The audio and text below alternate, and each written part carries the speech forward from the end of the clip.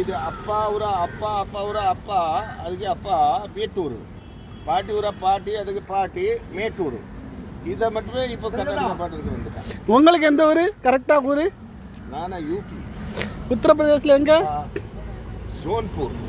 ஜோன்பூர்காரர் எவ்வளோ அழகா தமிழ் பேசுறாரு. நீங்க எல்லாரும் நம்மால ஹிந்தி பேச சொல்லி கட்டாயப்படுத்துது. தமிழ் நல்லா இருக்கா ஹிந்தி நல்லா இருக்கா உங்களுக்கு பேசுறதுக்கு? நம்ம பேசுறதுக்கு ஹிந்தி தான் நல்லா இருக்கும். இது இந்தியாவுக்கு மெயின் பாஷை ஹிந்தி. இந்தியாவுக்கு மெயின் பாஷை ஹிந்தி. ஆனா இங்க வந்து நீங்க இருக்கிறீங்க தமிழ் பேசுறீங்க எப்படி? தமிழ்நாடுக்கா எங்க ஊர்ல உங்களுக்கு ஒன்று தெரியுமா? எங்க ஊர்ல வந்து இந்தியாவில் மெயின் பாஷை ஹிந்தி அப்படி தமிழ் அப்படி நிறைய இருக்குல்ல.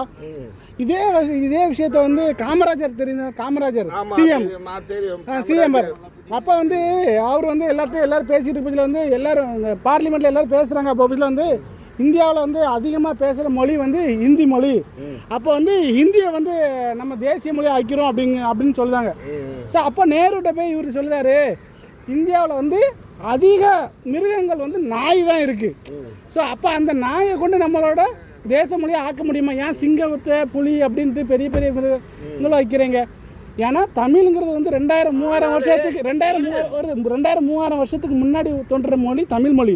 ஹிந்தி வந்து ஒரு 400 வருஷத்துக்கு முன்னாடி 40,000 வருஷம் முன்ன ஹிந்தி 40,000 வருஷத்துக்கு முன்னாடி ஹிந்தி 40,000 கோடி வருஷமா முன்ன ஹிந்தி கிடையாது.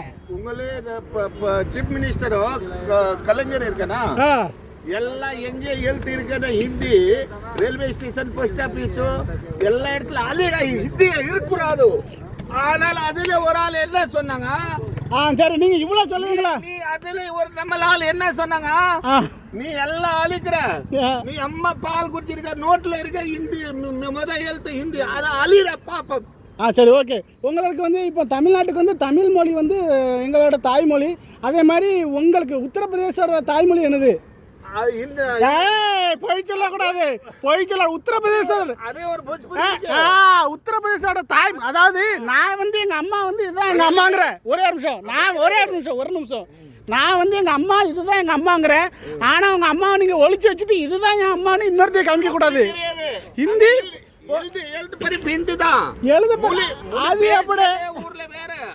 உங்க தாய்மொழி வேற. உங்க தாய்மொழி ஹிந்தி கிடையாது.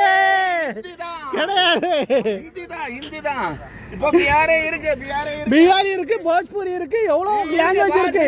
ஆனால் எழுத்து படிப்பு ஹிந்தி தான். அது ஹிந்திக்கு இலக்கணம் கிடையாது, ஒண்ணும் கிடையாது. 4 ராஜ்யம் இருக்கு.